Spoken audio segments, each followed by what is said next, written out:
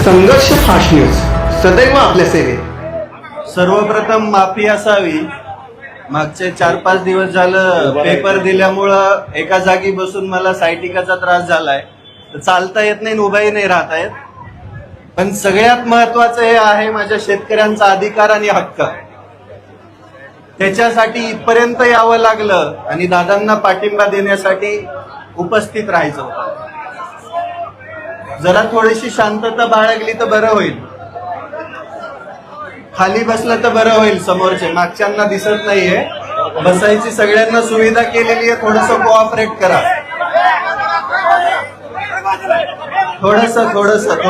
थोडस मीडियावाले भी असू द्या, पण थोडस हे मीडिया खूप मोठी ताकद असते लोकांपर्यंत पोहोचायची। थोडं शांत राहायचंय। सन्मान्य पाहुणे या ठिकाणी आपलं मनोगत व्यक्त करत आहे। सर्वांना विनंती शांत बसून घ्यायचंय, थोडं सहकार्य करायचं। सर्वांना विनंती थोडं सहकार्य करायचंय। प्रमुख पाहुणे आपल्या या ठिकाणी आपलं मनोगत व्यक्त करत आहे, थोडं बोलून सहकार्य करा।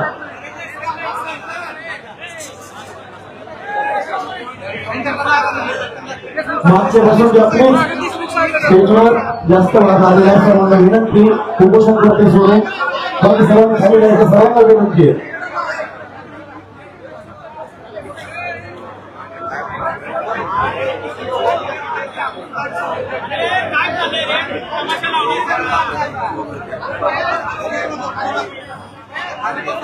थोडीशी शांतता, थोडीशी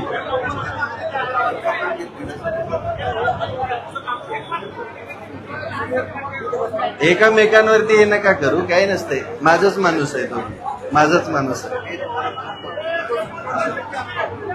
झालं 2 मिनिटं शांत राहाल। आता आवाज येईल का? छत्रपती शिवाजी महाराज की, धर्मवीर छत्रपती संभाजी महाराज की, भारतरत्न विश्वरत्न डॉक्टर बाबासाहेब आंबेडकरांचा, पुण्यश्लोक अहिल्यादेवी होळकरांचा आवाज नाही येत। शेतकरी एकजुटीचा, शेतकरी एकजुटीचा।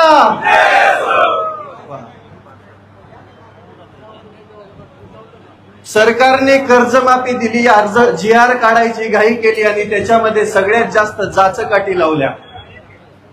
मला सर्वात सुरुवातीला हे मेन्शन करायचं की ही कर्जमाफी फसवी असणार आहे, आधीच माहिती होतं। जेव्हा काही दिवसांपूर्वी शेतकऱ्यांच्या नावाने आंदोलन झालं आणि मुंबईला बोलून त्याच्यामध्ये काही झालं, त्यावेळेसच समजलं होतं की सरकार फक्त शेतकऱ्यांच्या तोंडाला पानं पुसायचं काम करणार आहे। माहित होतं, ते पुढे जाऊन सिद्धही झालं। काहींना आमदारकी भेटली, काहींना वचनं भेटली, पक्ष विलीन झाले आणि सरकारने त्यानंतर GR काढला। GR मध्ये 2 अटी अशा आहेत ज्याच्यामध्ये अख्खी कुट्टी टोकलेली आहे। ज्या शेतकऱ्यांनी 2019च्या कर्जमाफीमध्ये लाभ घेतलेला आहे, अशा शेतकऱ्यांचं कर्ज माफ होणार नाही। त्याच्यामध्ये तुम्हाला 50,000 लाभ भेटेल, परंतु तुम्हाला जे कर्ज आहे, तुमचं जे थकीत कर्ज आहे, ते कर्ज तुम्हाला 1 ना 1 रुपया आधी भरावं लागेल। मग याला कर्जमाफी म्हणायची की फडणवीसांनी सुरू केलेली बँकांसाठीची कर्ज वसुली, हा प्रश्न पडलाय। दुसऱ्यामध्ये बी सेम तीच अट आहे, काहीच नाहीये याच्यामध्ये। महाराष्ट्रातील जवळजवळ 36 लाख शेतकऱ्यांचं नुकसान होणार आहे। मग कर्जमाफी द्यायचीच होती तर सरसकट द्यायची ना, ढोंग कशाला करायचं? जर तुम्हाला शेतकऱ्यांचा एवढाच कळवळ आहे तर सरसकट द्यायची, पण नाही। आजपर्यंत तुम्ही 2014 पासून बघत आलेला आहात, समित्या आणि निकषांमध्ये सरकार फसलेलं आहे। मागच्या 10 ते 12 वर्षामध्ये जेवढं काही सरकार आली त्याच्यामध्ये मध्ये एक कर्जमाफी झाली, त्याच्यामध्ये सरसकट दिली होती। पण यांनी 2 कर्जमाफ्या दिल्या, त्या 2 कर्जमाफ्यामध्ये फक्त निकष लावलेले आहेत, त्याच्यामध्ये दुसरं काहीच नाहीये। या निकषांमध्ये शेतकऱ्याला कोणतीही कर्जमाफी भेटत नाहीये। माझ्या वडिलांच्या नावावरती 35,000 रुपयाची सोसायटी आहे। मागच्या वेळेस बी तो 50,000चा लाभ भेटला नाही, यावेळेस बी भेटणार नाही। मग कसं म्हणायचं की माझ्या शेतकऱ्याला, माझ्या शेतकरी राजाला कर्जमाफी भेटते म्हणून? जी मुख्य मागणी आहे, हेच मुख्यमंत्री देवेंद्र फडणवीस साहेब म्हटले होते की मी सत्तेमध्ये आल्यानंतर शेतकऱ्यांचा सातबारा करणार, कोरा कोरा कोरा कोरा कोरा. पण हा कोरा करायच्या नादामध्ये त्या शेतकऱ्यांच्या सातबाऱ्यावरती बोजा चढवायचं काम हे सरकार करत आहे. या सरकारच्या काळामध्ये विचार करा तुम्ही, कोणतीही सबसिडी शेतकऱ्याला भेटत नाही, कोणत्याही योजनेचे पैसे योग्य वेळेवरती शेतकऱ्याला भेटत नाही, खताचे औषधाचे भाव गगनाला भिडलेत, कोणताही हमी भाव योग्य प्रकारे शेतकऱ्याला भेटत नाही, कांदा 2 रुपयाने विकावा लागतोय.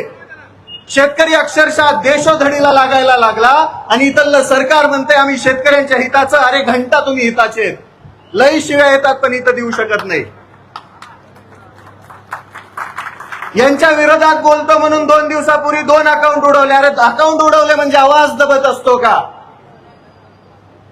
येता येता दुसरं उडवलं 5 लाखाचं. एवढे घाबरले ते, एवढे घाबरले कारण की शेतकऱ्यांची एकजूट व्हायला लागली, शेतकरी एकत्र यायला लागलाय. दादांनी सुरुवातीला आंदोलन चालू केलं. कांद्याच्या आंदोलनामध्ये बघा, सुरुवातीला 12 रुपये 35 पैसे वाढवलं. जशी जशी शेतकऱ्यांची एकजूट वाढायला लागली, दादांचा तीव्र विरोध चालू झाला.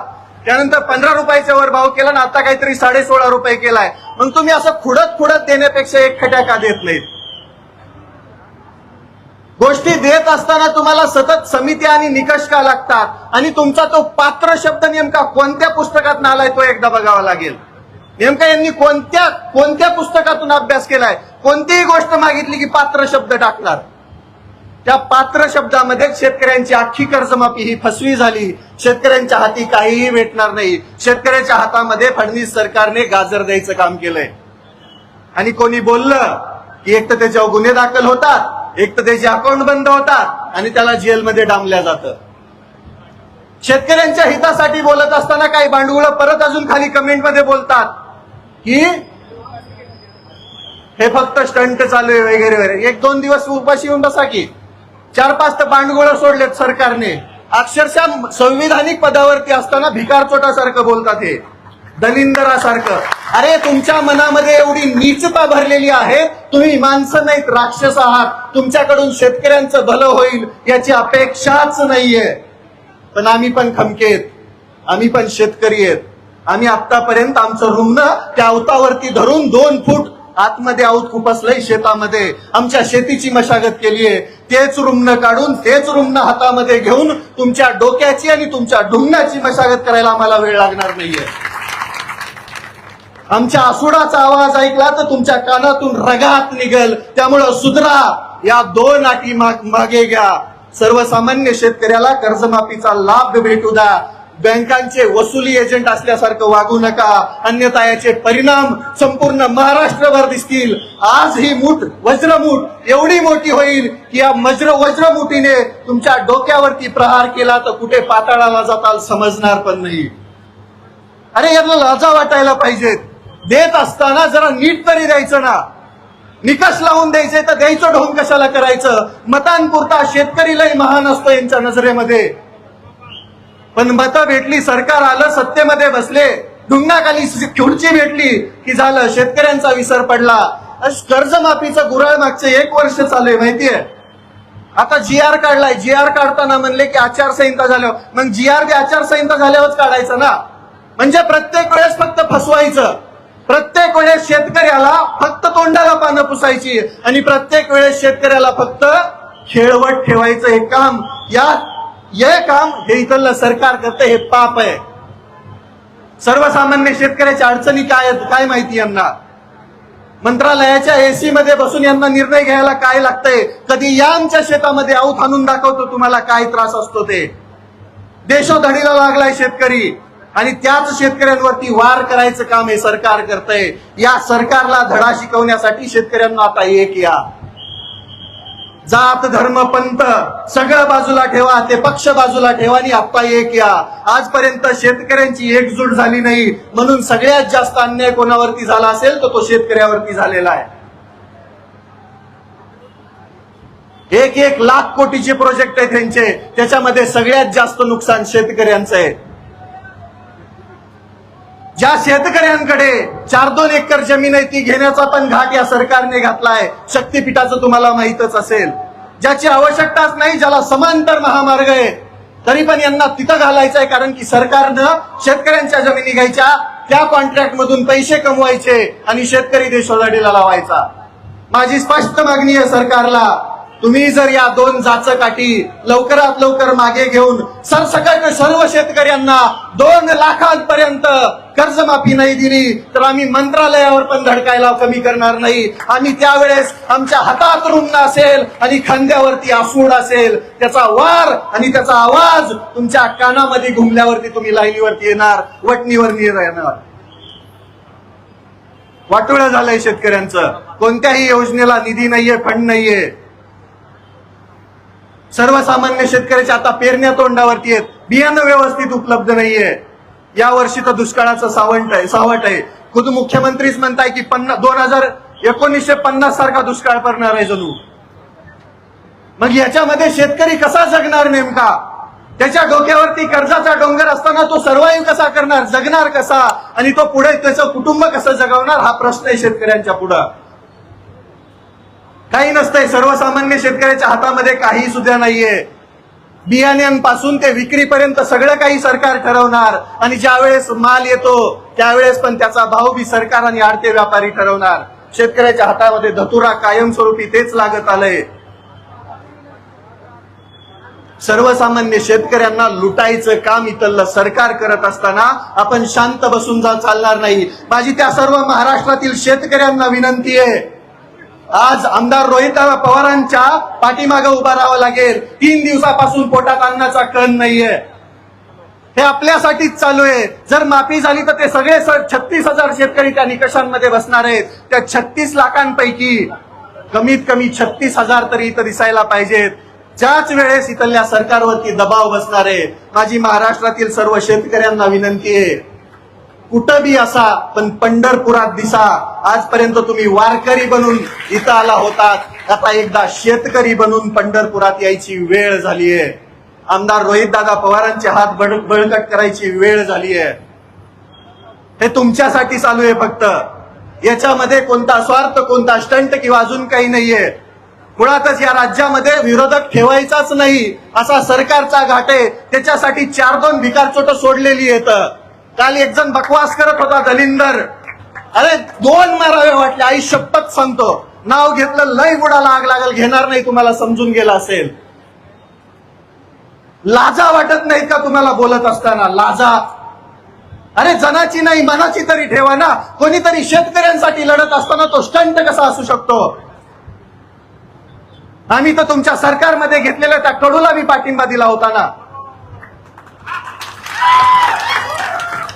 निघाला भिकारचोट, आम्ही काय करावं त्याला?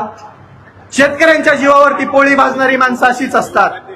पण इथं नाहीये ना तसं. मागचा जर विचार केला तुम्ही तर कांदा आंदोलनामध्ये शेतकऱ्यांचा फायदा झाला दादांनी आंदोलन केल्यानंतर.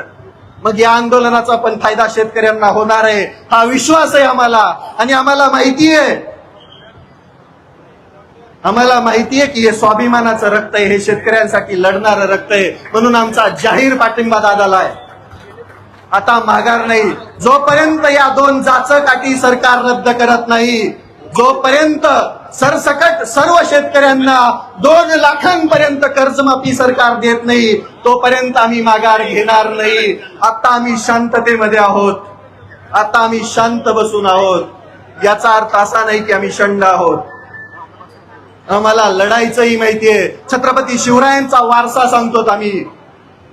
डॉक्टर बाबासाहेब आंबेडकरांनी दिलेलं संविधान, त्यांनी दिलेलं सगळं साहित्य वाचून इथं अन्यायाविरुद्ध लढणारे हात आहेत आमचे. सर्वसामान्य शेतकरी शिक्षित नसला, पाठीमागे असला तरी त्याला लढायचं कसं हे माहिती आहे. आम्ही लढणार, तोपर्यंत लढणार जोपर्यंत शेतकऱ्यांना त्यांचा हक्क भेटणार नाही. आम्ही लढत राहणार, शेवटच्या श्वासापर्यंत लढत राहणार. उद्ध्वस्त व्हायला लागली आहे शेती, उद्ध्वस्त व्हायला लागलाय शेतकरी, आणि उद्ध्वस्त व्हायला लागलेत शेतकऱ्यांची कुटुंब. आमच्या शेतीवरतीच आमची लेकरं मोठी होतात, शाळा शिक्षण घेतात. पण नाही, बाकी काही असेल, फक्त आणि फक्त शेतकऱ्यांचं रक्त पिण्याचं काम इथलं सरकार करत असेल तर यांना धडा शिकवायची वेळ आली आहे. आणि माझी त्या प्रत्येक स्टंट म्हणणाऱ्या भिकारचोटाला विनंती आहे, त्या आझाद मैदानामध्ये लोळत असताना आम्ही बघितले डुकरावानी. तुझे कसले स्टंट होते आम्हाला बी माहिती आहे. आणि जर लईच हिंमत आहे तर माझा पट्ट्याचा आता चॅलेंज आहे, 15 दिवस तू शेतकऱ्यांसाठी उपाशी राहा, तेव्हाच तू आम्ही समजू की तू बी शेतकऱ्याची औलाद आहे. तू पण शेतकऱ्यांसाठी लढतोय, तू पण सरकारमध्ये राहून शेतकऱ्यांच्या हक्कासाठी भांडतोय. हाय हिंमत नाही. सत्तेच्या वळचणीला बसणारी ही भांडगुळ कधी सर्वसामान्य शेतकऱ्यांचं हित बघू शकत नाही. आणि जो शेतकऱ्यांसाठी लढतोय त्यांना पाठीमागं ओढण्याचं काम इथले हीच भांडगुळ करतायत. अजून एक होतं, मंत्री झाले पाठीमागून येऊन समजलं असेल म्हणे शेतकऱ्यांच्या नावाने वोट बँक. अरे वोट बँक तर तुम्ही चोरली शेतकऱ्यांची, शेतकऱ्यांना खोटी आश्वासनं देऊन. आणि प्रत्येक वेळेस राजकारण नसतं, कधी कधी समाजकारण आणि शेतकरी पण असतो तो बघा. आणि इथून पुढे शेतकऱ्यांवरती कोणी अपशब्द बोलत असेल, शेतकऱ्यांना मागं ओढत असेल तर त्या भिकारचोटाला धडा शिकवायचं काम शेतकरी करेल. इथून पुढे शेतकऱ्यांना कोणी बोलायचा प्रयत्न करेल, मागं ओढायचा प्रयत्न करेल, शेतकऱ्याला नीच दाखवायचा प्रयत्न करेल तर तिथल्या तिथं त्याला धडा शिकवला जाईल. त्याच्या डुंगणावरती चाबकाचे आसुडाचे वार उमटवले जातील. ही वस्तुस्थिती आहे. लढावं लागेल राजांनो. ज्या सरकारला आपण स्पष्ट बहुमतामध्ये निवडून दिलंय, आता कसं निवडून आले ते तुम्हाला बी माहिती आहे. पण ते निवडून दिल्यानंतर आपल्यासाठी काम करायचं सोडून हे स्वतःची घरं भरण्याचं काम करतायत. आणि ही घरं भरत असताना आपल्याला लढावं लागेल, कारण की या राज्यामध्ये विरोधी पक्षनेता आपण ठेवलेला नाहीये. आपली चूक आहे ती. कधी पण मतदान देताना निम्म देत जा. इथून पुढे म्हणजे आपले हक्क मिळत असताना निदान विरोधी पक्षनेता असेल. आणि विरोध नसतोच हा, मुळात हक्क मागण्यासाठी केलेला हा अट्टास असतो. उपाशी राहायला कोणालाही आवडत नाही. 12 तास जर जेवण नाही केलं तर डोकं भन करतं, अंग थरथर कापतं, समजत नाही काही. त्या परिस्थितीमध्ये जर कोणी उपोषण करतंय तर त्याला पाठबळ देणं आपलं काम आहे. माझा स्पष्ट शब्दामध्ये या सरकारला इशारा आहे, तुम्ही लवकर वटणीवरती या, नाहीतर आम्ही या पंढरपुरातून तुमच्या मंत्रालयामध्ये यायला वेळ लावणार नाही. आणि त्यावेळेस 1-2 नाही, 1 शेतकरी लाख शेतकरी असेल त्यावेळेस तुम्हाला खरं समजेल शेतकऱ्यांची ताकद. शेतकऱ्यांसाठी लढत असताना सगळ्यात जास्त त्रास हा सरकारच सर्वसामान्यांना देत आहे. तुम्ही तर बघितलं, आता मी तुम्हाला दिसत नसेल कुठं, पण तुमच्या हृदयावरती नाव कोरलेलं आहे. ओळखता ना सगळे. सकाळी 5 लाखाचं उडवलं, काय फरक पडणार त्याने? काय फरक पडणार सांगा ना. ज्या लोकांच्या हृदयामध्ये क्रांतीची मशाल पेटवणारा तो क्रांतीवीर हा शेवटपर्यंत क्रांतीवीरच असतो. शेवटपर्यंत तो क्रांतीची मशाल त्या सर्वसामान्यांच्या हृदयामध्ये पेटूनच जातो. त्याच कर्जमाफी, फसव्या कर्जमाफीच्या विरोधामध्ये क्रांतीची मशाल आमदार रोहितदादा पवारांनी पेटवायचं काम केलंय. आमचा त्यांना जाहीर पाठिंबा आहे. तुम्ही सर्वजण कायमस्वरूपी जोपर्यंत या जाचकाठी रद्द होत नाही तोपर्यंत आम्ही इथून हलणार नाही. आता आम्ही माघार घेणार नाही. आणि तुम्हाला वाटत असेल इग्नोर करताल तर इथून पुढे महाराष्ट्रातील त्या चौकामध्ये त्या प्रत्येक शेतकऱ्याने जमायचंय आणि इथल्या सरकारला धडा शिकवण्यासाठी, इथल्या व्यवस्थेला धडा शिकवण्यासाठी प्रशासनाला निवेदन देऊन त्या प्रत्येक ठिकाणी आंदोलन करायचंय. तुम्ही पंढरपूरला येऊ शकत नाहीयेत ना, तर महाराष्ट्रातल्या कोणत्याही कोपऱ्यामध्ये तिथून आंदोलन करा आणि आमदार रोहितदादा पवारांना पाठिंबा द्या.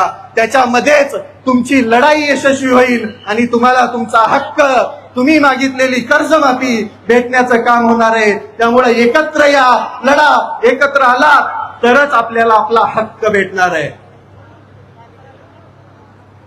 वाटोळं केलंय या सरकारने, वाटोळं. कधी बघा जाऊन सर्वसामान्य शेतकऱ्याच्या शेतामध्ये जाऊन, बांधावरती जाऊन परिस्थिती. खताचे भाव गगनाला भिडलेत, गगनाला. बियाणं भेटणार नाही अजून 2-4 पाऊस झाले तर. आधी स्टॉक झाला काही जणांकडे, मग हळूहळू बाहेर काढणार. मगाशी मी एक पोस्ट वाचली, लय इंटरेस्टिंग होती, लय इंटरेस्टिंग. हे आपल्या अन्न आणि औषध भेसळ प्रशासनाचे आयुक्त म्हणून तुकाराम मुंडे साहेबांची आपल्या नियुक्ती केली आहे. मग देवेंद्र फडणवीस साहेबांच्या पेजवरती एक पोस्ट होती बीजेपी मुंबईच्या, की देवेंद्र फडणवीस साहेबांची कामगिरी इथून पुढे गुटखा विकणाऱ्यांवरती मोकोका कारवाई होणार. आणि याच्या दोन नाही 6 महिने आधीच नरहरी झिरवळ साहेब म्हणले होते की आम्ही बी मकोका कारवाई करणार, पण एकावर बी झाली नव्हती. कालपासून सगळ्यांवरती व्हायला लागली. म्हणजे एक माणूस सिस्टीम मधला काय करू शकतो, हे बदल घडू शकतो, हे तुम्ही बघता, पण त्याचं श्रेय लगेच दुसरे घेणार. बरोबर की नाही? तसाच अधिकारी जर आमच्या शेतकऱ्यांसाठीच्या असणाऱ्या कृषी विभागाला असला तर मामा पळूनच जातील लगेच. बरोबर की नाही? परवा दिवशी तर म्हणे एका शेतकऱ्याला, माझ्याकडे त्या शेतकऱ्याचा असो अक्षरशः ऊस जळाला होता. ऊस किती असंवेदनशील असतात ही माणसं, तुम्ही बघा. ऊस जळाला, त्या शेतकऱ्याने उन्हात बसून आंदोलन केलं. त्याला पाणी सोडण्याचं आश्वासन भेटल्यानंतर आंदोलन मागे घेतलं. त्याची मागणी होती फक्त जळालेल्या ऊसाचा पंचनामा करा. अतिवृष्टीचे पैसे अजून आले नाहीत शेतकऱ्याच्या खात्यात. कोणत्याही विम्याचे पैसे मागच्या 2-4 वर्षात शेतकऱ्याच्या खात्यात आलेले नाहीयेत. पंचनामा करण्यासाठी कृषी मंत्री म्हटले की हे माझ्याकडे नाहीये, तुम्ही तुमचं बघा, तुम्ही मोठी माणसं आहेत. हे मनाने भिकारडे असणारी लोक आहेत. मनाने, पैशाने लय श्रीमंत येते, पण मनाने अक्षरशः भिकारडे. कारण की यांच्या मनामध्ये शेतकऱ्यांसाठीचा कसलाच प्रेम नाहीये, ना भाव आहे, ना शेतकऱ्यांचं भलं करण्याची ताकद आहे यांच्यामध्ये. पण आम्ही शेतकरी पण खमके येत, आम्ही शेतकरी पण असे तसे नाहीयेत, आजचे कच्चे बच्चे नाहीयेत.